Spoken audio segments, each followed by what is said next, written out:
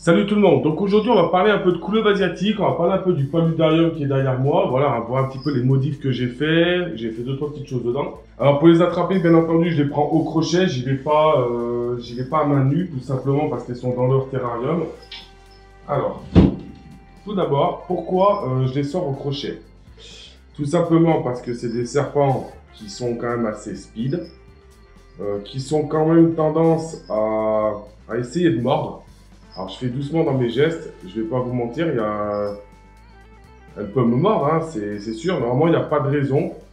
Je vais doucement dans mes gestes, je la maintiens pour pas qu'elle arrive au niveau de mon visage. Donc, il doit faire plus ou moins 2,30 m, 2,40 m, donc avec un très beau diamètre. C'est une de mes préférées en couleuvre asiatique au niveau de ces trois-là.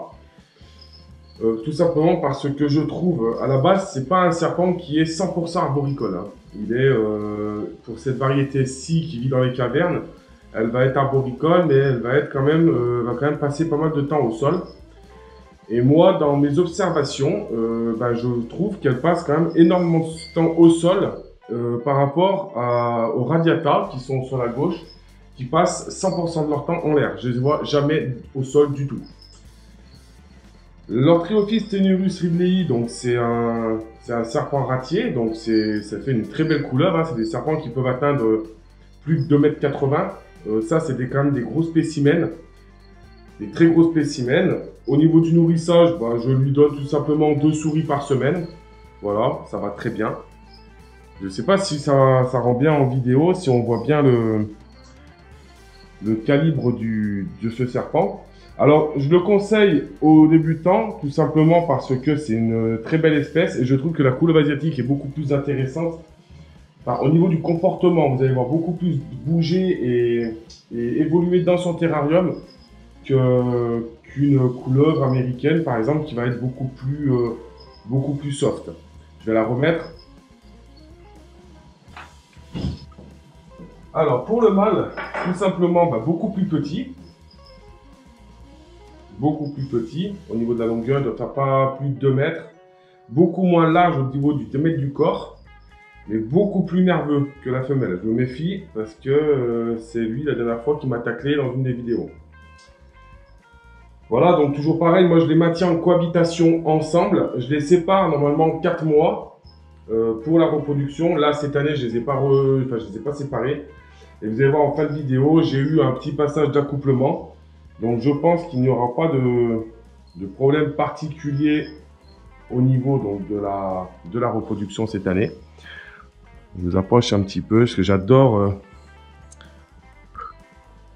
vraiment la tête de cette couleuvre. Je la trouve vraiment intéressante. C'est quelque chose que je trouve vraiment très belle. Très belle, très intéressante, plusieurs couleurs au niveau des yeux. Donc vous voyez, par contre, si je mettais la main dans le terrarium sans avoir pris le crochet, c'est sûr qu'elle m'aurait taclé. Donc je vais vous montrer maintenant la différence avec une Codonatus radiatus adulte. Donc toujours pareil, couleuvre asiatique. Donc là, j'y vais tout de suite pour éviter de me faire mordre. Donc je vais pas au crochet. Là, c'est très speed. Ça, c'est un peu moins conseillé. Alors, je conseille quand même parce que c'est des serpents qui sont intéressants. Par contre, c'est quand même assez speed. Il faut se méfier, c'est pas des serpents qui vont se balader tout doucement sur vous.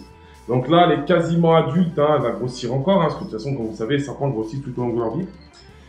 Et vous voyez, donc belle couleuvre asiatique albinos pour celle-ci, pour ma femelle. Donc j'en ai reproduit 3 cette année. J'ai eu 3 œufs qui ont été fécondés sur une dizaine, je crois.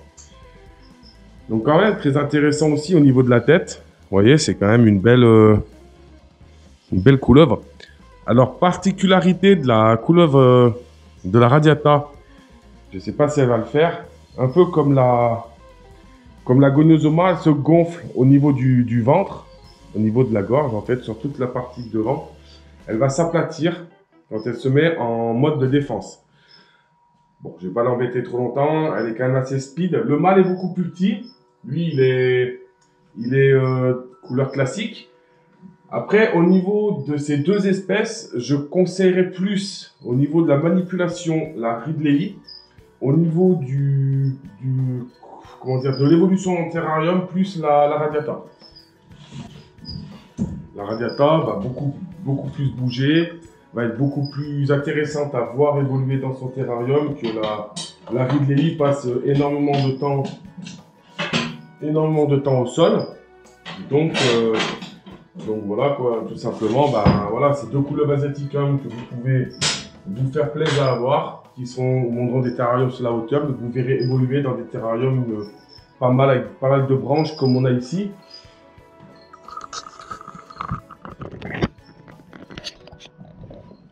Donc voilà, donc comme je vous ai déjà parlé du terrarium, hein, je vous montrerai en fin de vidéo. Donc bon là, elle vient de muer, hein, faut que je fasse ce terrain, c'est dégueulasse.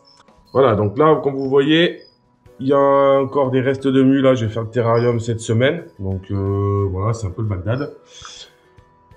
Tout se passe très bien. Au niveau du paludarium, donc il n'y a pas eu trop de changements, hein, toujours les grenouilles à l'intérieur. Comme vous pouvez voir, hein, ça se passe très bien. J'ai mis un peu des lentilles d'eau à l'intérieur. Donc ça pousse pas bien. Bon, pour moi, les lentilles d'eau, elles sont pas très prolifiques. Le pothos, toujours pareil. Hein. Donc vous savez, hein, il est pris. Donc, comme vous savez, le pothos, il est pris à l'intérieur, donc avec les racines, avec les poissons.